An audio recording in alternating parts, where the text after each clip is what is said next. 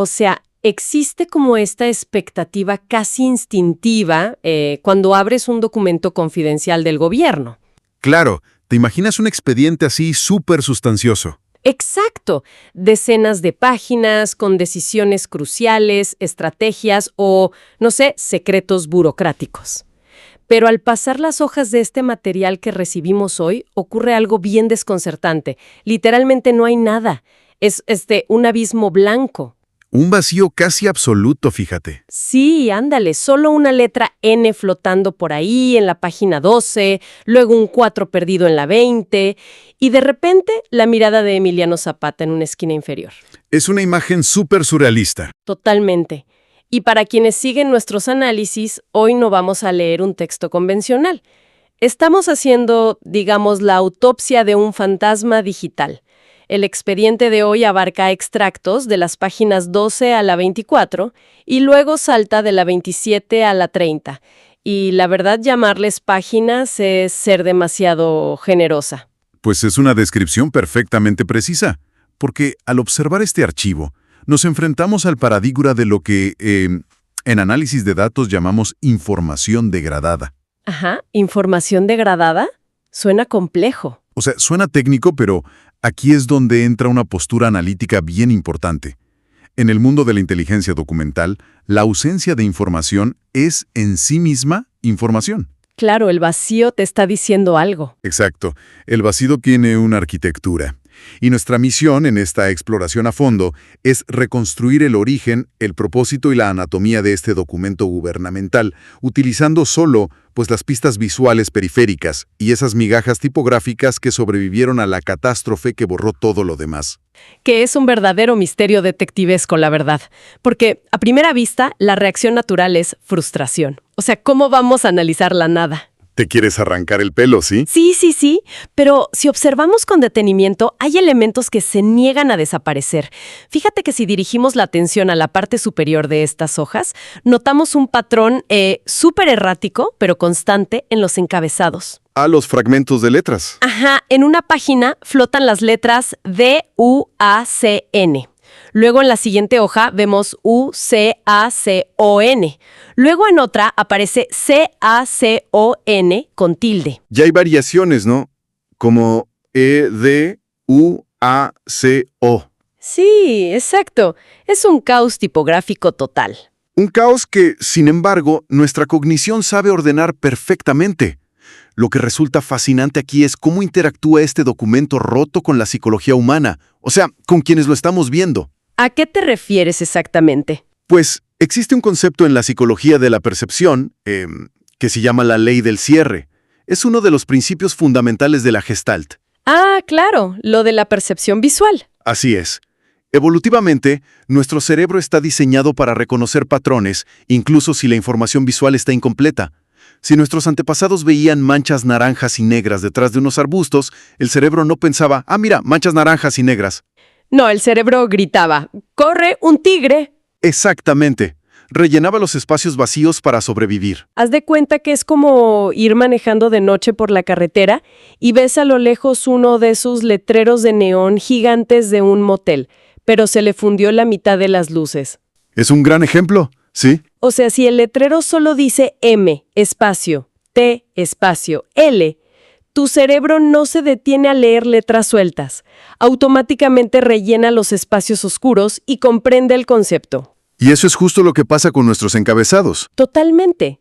Al superponer mentalmente todos estos encabezados rotos del expediente, la palabra educación se revela de forma innegable. Exacto. Y fíjate que este hallazgo no viene solo. Justo en la esquina superior izquierda de casi todas las hojas, acompañando a esa palabra fracturada, tenemos un ancla gráfica inconfundible. El escudo nacional. Así es. El águila devorando a la serpiente sobre el nopal con la leyenda Estados Unidos Mexicanos formando este semicírculo en la parte superior. Esto eleva la seriedad del asunto inmediatamente. O sea, no son los apuntes de la universidad de alguien a quien se le cayó el café en la compu. Definitivamente no. Es un documento de carácter federal.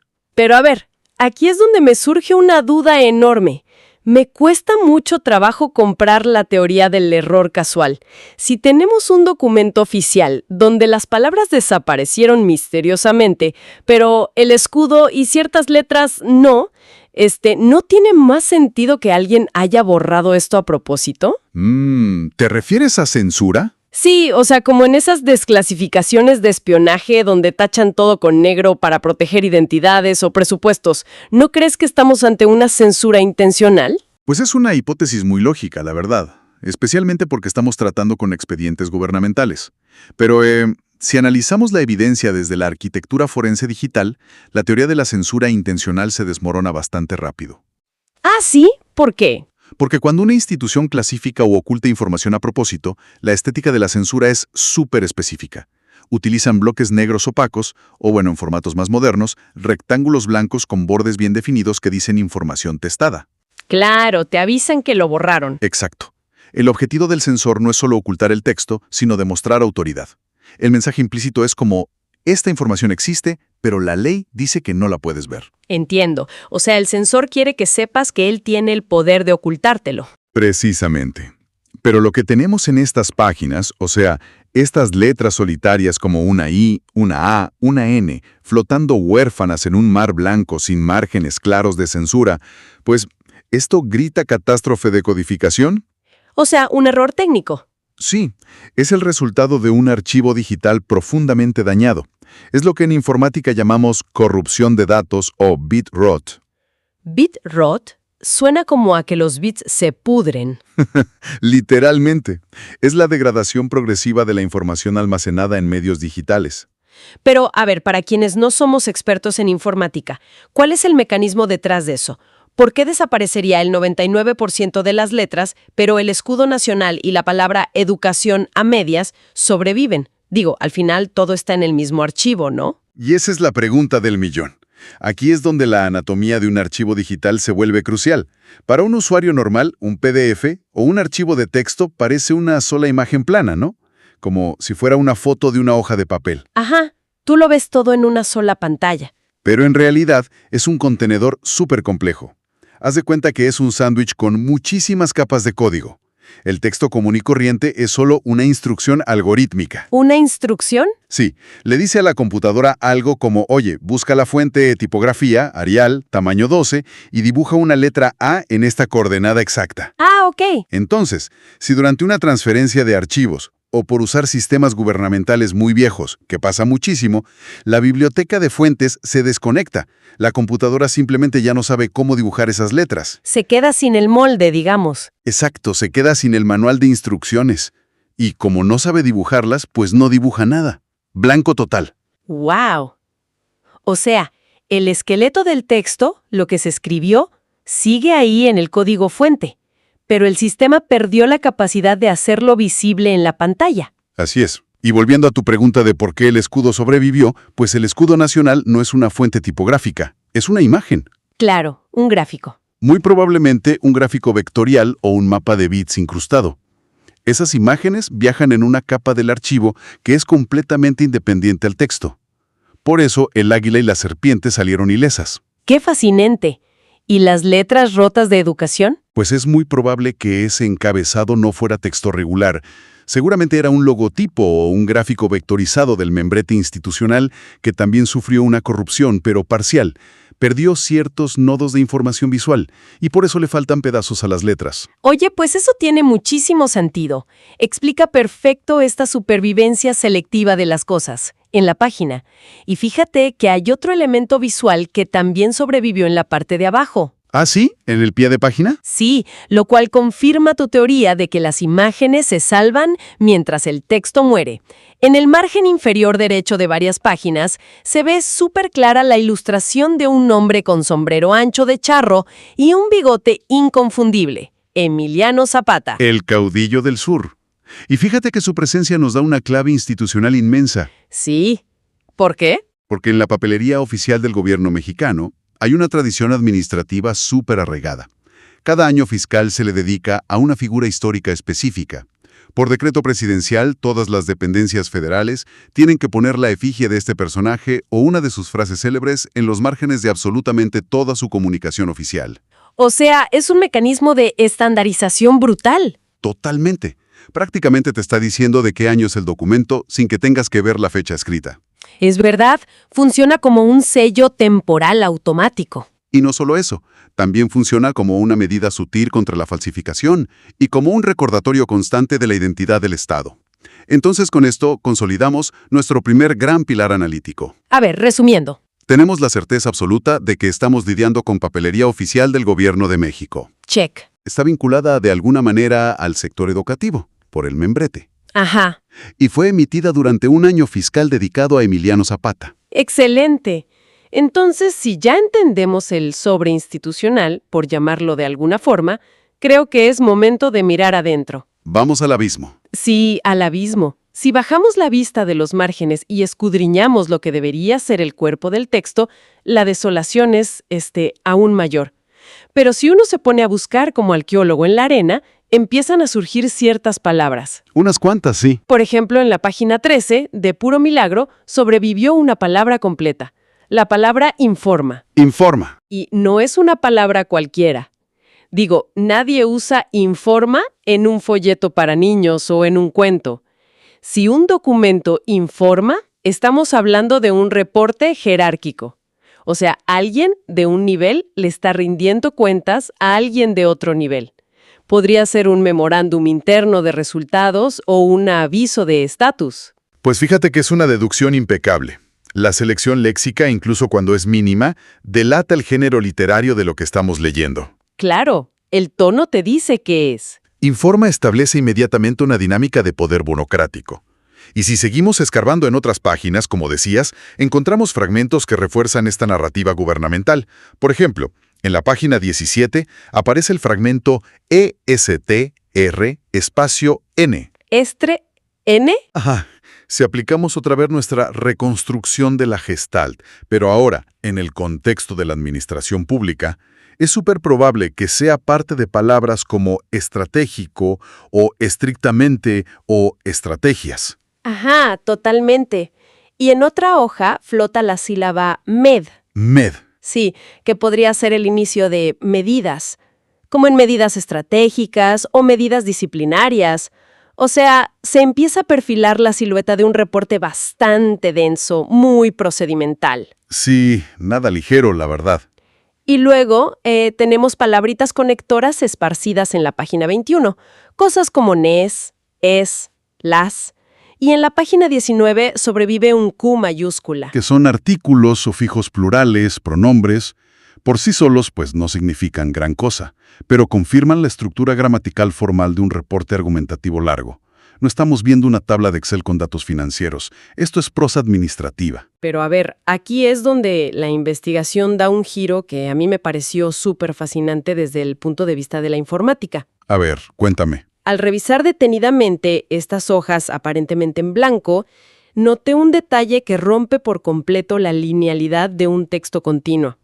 En medio del vacío de la página principal, sin ninguna relación con el número de página que va en la esquina, logramos ver números sueltos flotando. Ah, ya sé a cuáles te refieres. Vemos un 4 seguido de un punto. En otra hoja vemos un 7 justo debajo del fragmento med que mencioné, y en otra vemos un 2 con su punto. Si el texto original era prosa corrida, o sea, párrafos normales, esos números no tienen ninguna razón de estar ahí, sueltos a la mitad de la hoja. Claro, no cuadran. La única explicación lógica que encuentro, y corrígeme si me equivoco, es que este reporte estaba estructurado en incisos, listas o viñetas. Es posible que la numeración automática de una lista sobreviva cuando todo el texto de al lado se borra por completo. Oye, pues es una observación súper técnica, y tu hipótesis da justo en el clavo. De hecho, esto revela un aspecto bien interesante de la arquitectura del software que usamos todos los días. A ver, explícame eso. Estructurar la información en listas numeradas es como el estándar de oro en los reportes burocráticos, ¿no? Para detallar objetivos, acciones, pasos a seguir. Sí, a los burócratas les encantan las listas. Les fascinan.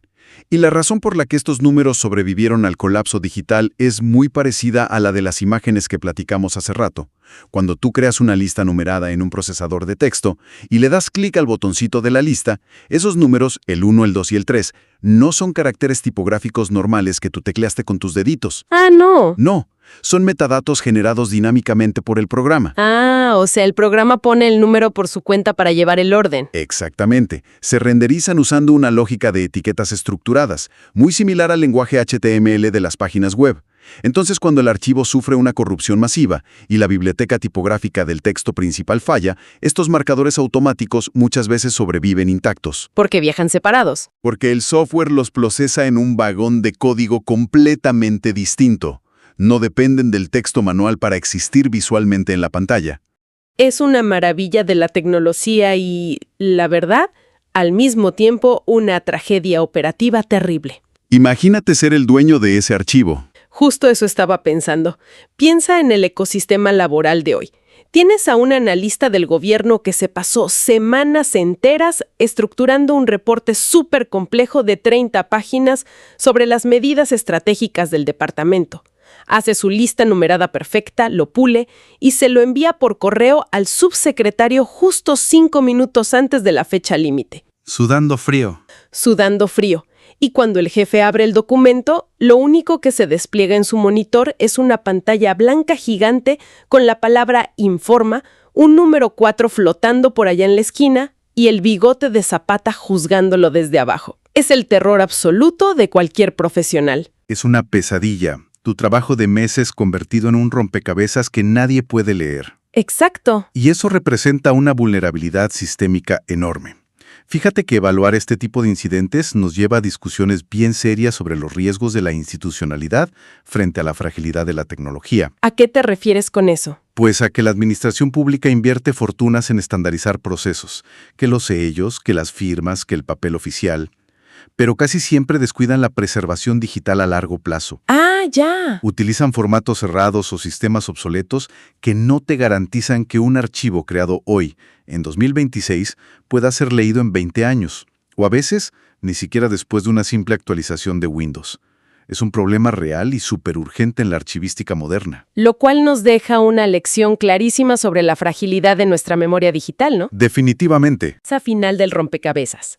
Ya dedujimos que es un reporte gubernamental. Ajá. Sabemos que está estructurado en listas, emitido durante el año de Zapata y sobre ciertas medidas estratégicas de educación. Pero el remitente exacto, o sea, la oficina específica que lo mandó, seguía siendo un misterio. Hasta que llegamos a la imagen 32. Exacto, la última página de nuestra serie. Y es aquí donde toda esta teoría se ancla a la realidad de una manera, pues, súper contundente. Es que la última imagen es, sin duda, la piedra roseta de toda esta investigación. A diferencia de ese desierto blanco que estuvimos recorriendo, esta hoja presenta marcas de validación institucional irrefutables. Y lo más importante, fíjate, son marcas que tienen un origen físico, analógico. Así es. A simple vista vemos las letras LA en la esquina superior derecha. Luego, un poquito más abajo, una letra O seguida de una coma, que parece como el remanente de una despedida formal. Tipo atentamente, punto y coma o algo así. Ajá, o un saludo, ¿sí? Pero el peso pesado de esta página está justo en el centro de la mitad de abajo. Un sello de goma estampado sobre el papel y una firma. Vamos a desglosar eso porque está interesantísimo. Primero tenemos una firma manuscrita, hecha con trazos rápidos, fluidos, un poco inclinados. Una rúbrica humana real que cruza justo por encima del elemento de autoridad máximo. El sello circular oficial. Ese sello es un triunfo arqueológico en este documento. Porque a diferencia del texto digital que falló estrepitosamente, el sello se ve casi perfecto. Y esto es porque, al igual que las imágenes de los márgenes, esto es el escaneo de un acto físico. Alguien literalmente tomó una almohadilla de tinta y estampó ese papel antes de que lo pasaran por el escáner. Es una intersección fascinante entre dos épocas, ¿no crees? Totalmente. El sello de goma es el heredero directo de los sellos de cera que usaban en la Edad Media. Su función es certificar que esa hoja física pasó por un escritorio específico y fue aprobada por una autoridad específica. ¿Y que es oficial? Y debido a que es una impresión de tinta escaneada, existe en el PDF final como un bloque de píxeles indisoluble. Es inmune a los errores de codificación del texto que destruyeron todo lo demás. Y gracias a esa robustez analógica podemos leer su contenido casi a la perfección. Dentro del círculo doble del sello, en el mero centro, encontramos otra vez la repetición del poder estatal, ¿no? Un escudo nacional en miniatura. Otra águila. Ajá. Y rodeando a esa águila central hay un texto puesto en arco. Aunque la firma rápida tapa algunas letritas, se lee bastante claro. En la curva de arriba dice secretaria, abajo dice educac y en el arco de hasta abajo dice subsecre. Ok. Además, flotando como un código suelto, justo debajo de todo el sello, están las letras en negrita, LCABA. Pues mira, si conectamos estas piezas finales con todos los indicios que ya platicamos, la síntesis es rotunda. A ver, armemos el caso. El escudo nacional del membrete y del sello ratifican el origen federal, sí o sí. De acuerdo. La palabra reconstruida educación que sacamos de los márgenes coincide exactamente con las palabras secretaria y educación del sello interior. Secretaría de Educación. Todo cuadra. Y el término subsecre nos da la jerarquía exacta dentro del organigrama. O sea, estamos sin sombra de duda ante un documento oficial interno emitido por una subsecretaría de la Secretaría de Educación Pública de México, la famosa SEP. Increíble. Todo ese andamiaje institucional decodificado a partir de la nada. Y oye, respecto a las siglas LCABA que están en la base, pues me imagino que son lo que en el servicio público conocen como siglas de control, ¿no? Sí, es muy común. Probablemente son las iniciales del funcionario que redactó o revisó el documento, o a lo mejor una clave del archivo del despacho. Es como la huella que identifica a la persona real dentro de esta gigantesca máquina institucional. Es la práctica estándar de seguimiento y rendición de cuentas en el gobierno. Con esto, básicamente, logramos rescatar al emisor del vacío absoluto. Sabemos de dónde viene. Lo cual es un logro analítico padrísimo. Pero, fíjate, hay una ironía profundamente trágica en todo esto. Y es algo que vale la pena pensar desde la perspectiva de cómo construimos nuestros sistemas actuales. ¿En qué sentido? Pues pensemos en la naturaleza misma de la burocracia. La burocracia del Estado fue diseñada con un propósito central, que es la persistencia.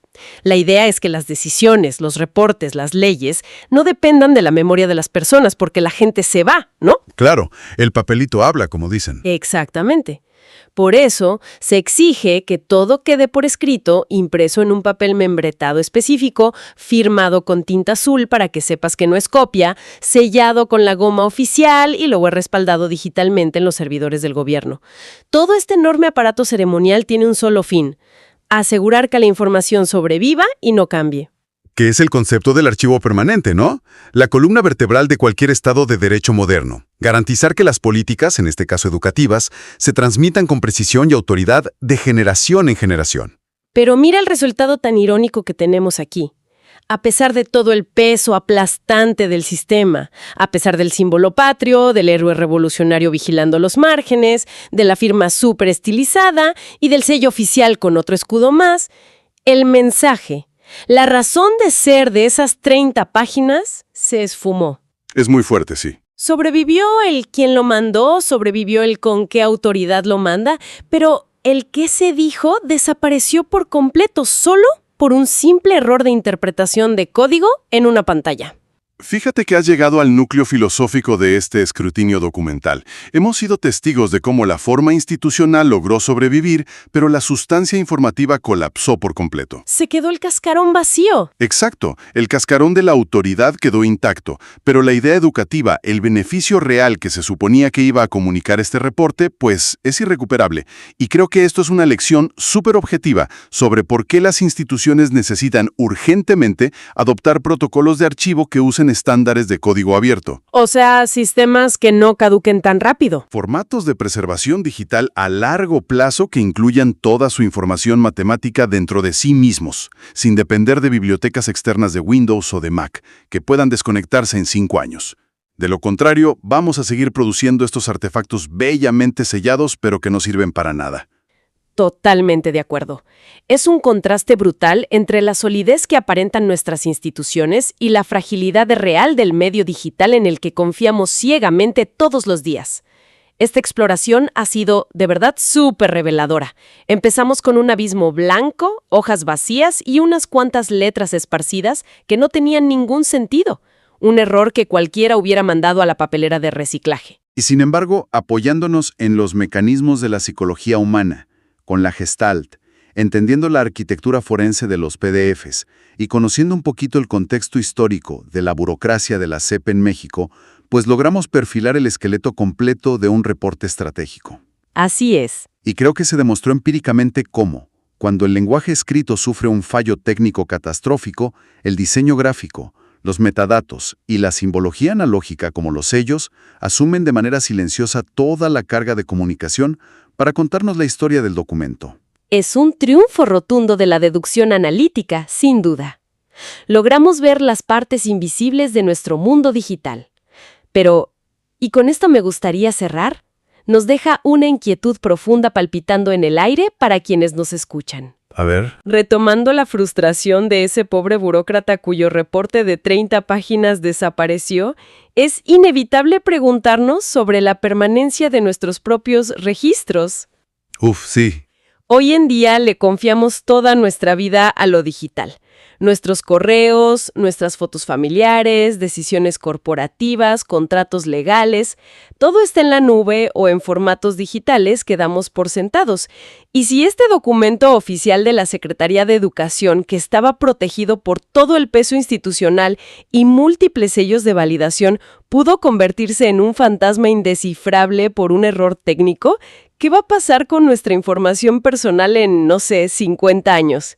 Es una gran pregunta. Cuando los discos duros de hoy sean polvo y los programas que usamos a diario sean tan obsoletos como los jeroglíficos, van a quedar suficientes anclas visuales y letras sueltas para que alguien en el futuro arme el rompecabezas de quiénes fuimos. O al final, vamos a ser solo un inmenso archivo en blanco con un par de números flotando a la deriva.